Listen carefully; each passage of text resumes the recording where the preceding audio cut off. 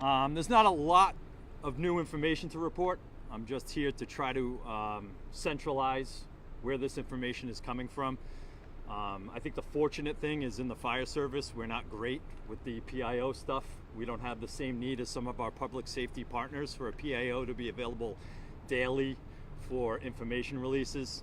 My public information officer is also a fire investigator and the assistant city fire marshal, and as you can imagine, he's very busy with other things this week. So that's been deferred to me, and I've tried to keep up. I apologize if I haven't gotten back to you, and I've tried to answer as many requests as I could. But here we are, and I want to let you know that as far as I know, there's going to be a lot of questions about the investigation and the inspectional services investigation. The fire department is partnered with the state fire marshal's office and the DA's office, and because we feel like they're the most appropriate agency to release that information, they will have the totality of it. I ask that you contact Jake Wark. I'm sure most of you know of Jake. He is the PIO for the Department of Fire Services. Jake.Wark, JAKE.WARK at mass.gov. He'll be able to provide any information regarding the inspectional services or the investigation. As for an update on the displaced residents at the Tomeo Center, there are currently today, there stand only 7 residents still remaining at the Tomeo Center. They're currently awaiting approval to be transferred to other local facilities. We expect that to happen by end of day today. The victims who remain hospitalized, I don't have the number. However, I want everyone to rest assured that they will not be released from the hospital without placement to proper facilities and proper care. We've gotten a lot of requests for fundraisers. There's been a lot of fundraisers that have popped out, and a lot of people, there's a lot of generosity and love being shared with the city of Fall River and the people who suffered so much the other night. We ask that you utilize the city's Facebook page, Fall River Government, for a list of where and how to donate to organizations that have reached out to the city and that the city is working with. You should be aware that public record requests through the Code Enforcement Division will start to be released today. I just forwarded 3 years of inspectional reports from that facility from our Fire Prevention Bureau to the legal department, and those should be released ASAP, hopefully by today. And for anything else, I suggest that you call the mayor's office at 324-2600, and they'll be able to answer any other questions or provide anything else. I plan on doing this daily. If there's information, if you want to show up, I'll come out and give you whatever I can get. But in the meantime, that's what I have for you. And I'm happy to answer any questions that I can that I didn't already address. Can you speak to the...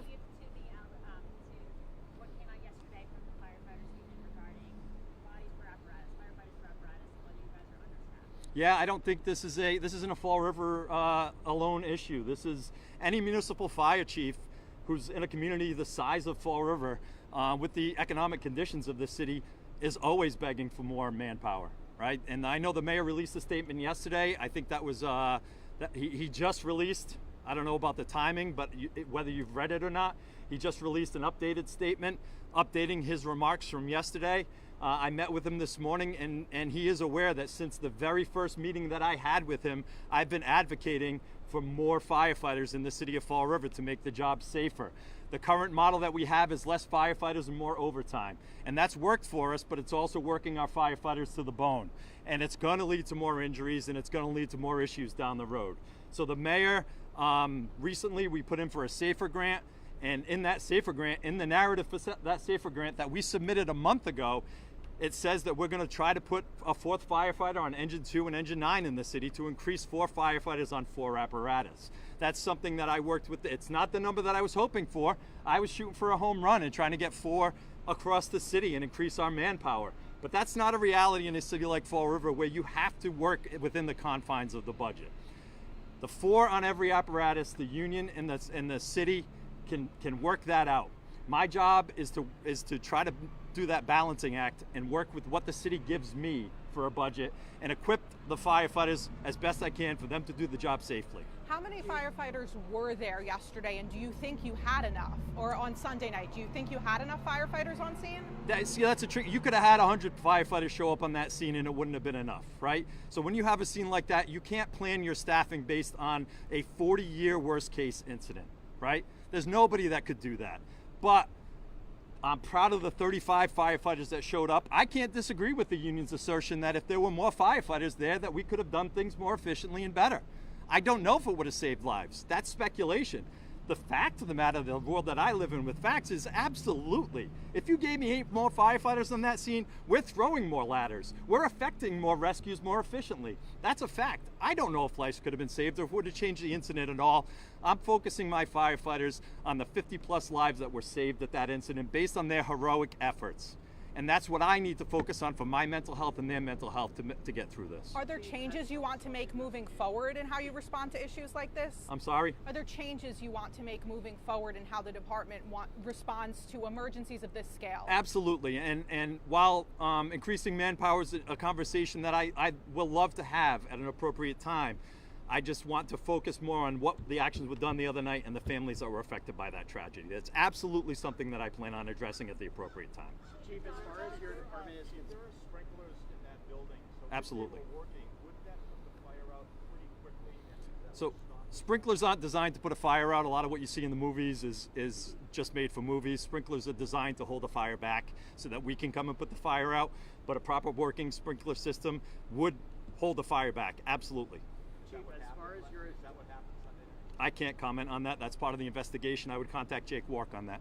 As far as your department is concerned, what role did the staff on hand play in getting people out of the building that night?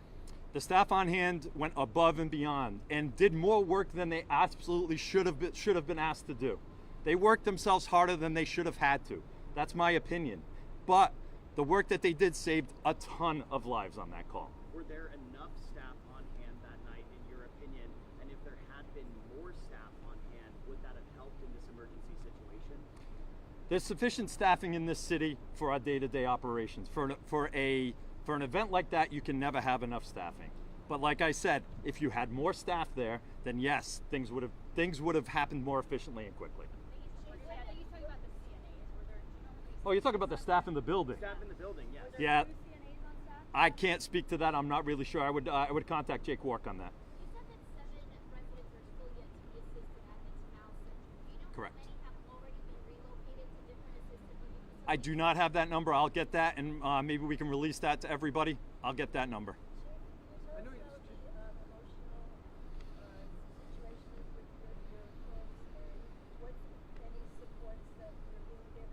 Yeah, absolutely. So the morning after, before the guys left work at 7:30, peer support was in the stations to kind of just assess what was going on, assess the mood.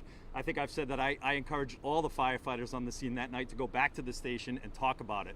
I think that's the best thing that they can do and the best way to process it. It's unfathomable. It's not something that they're going to be able to process easily, but we want to make sure they have the tools to be able to do it. So tomorrow that shift is back at work for the first time. We got a lot on their plate to try to start piecing the strategies and tactics from that call together, but also peer support will be there to continue to monitor that situation and see if we can identify people that might need some more help and encourage them to get it. Chief, what's the nature of the building? Are they focused on the building or do you work with the staff? Do they also need to be drilling? Is there an evacuation plan? And did you find that was lax in the inspection? No, I think that our inspections require them to have an evacuation plan and fire drills, and we would hold them to that and hold them to giving us dates when those were performed. Residents say they didn't do any. Of that, were there any windows that like were permanently locked? You know, like that you've seen, or like what's the trickiness of? I would say that's going to be part of the inspectional services report, and I would contact Jake Wark on that. Chief, where in the building were the deceased victims located? My understanding is they were throughout the building, mainly focused on the east side, but throughout the building. Is there any reason for that? Just location of the fire and smoke. Okay. Yep. In addition to Exactly where the fire was sparked? You know it was in one wing. Was it the room, like the kitchen? Where was it? I would contact Jake Wark on that. in addition Called 911, was it residents in the building itself or was it the staff? We're working on getting the 911 tapes. I know that the very first notification was made through the box alarm, through the automatic alarm system. My understanding is that police arrived on scene and gave the next update. I don't know about 911 calls, but that's something that that we're working on getting the tapes and figuring that out. in addition to the You applied for a grant for 2 firefighters, but a home run would be what? 10 Negative. So firefighters? we applied for a grant for 5.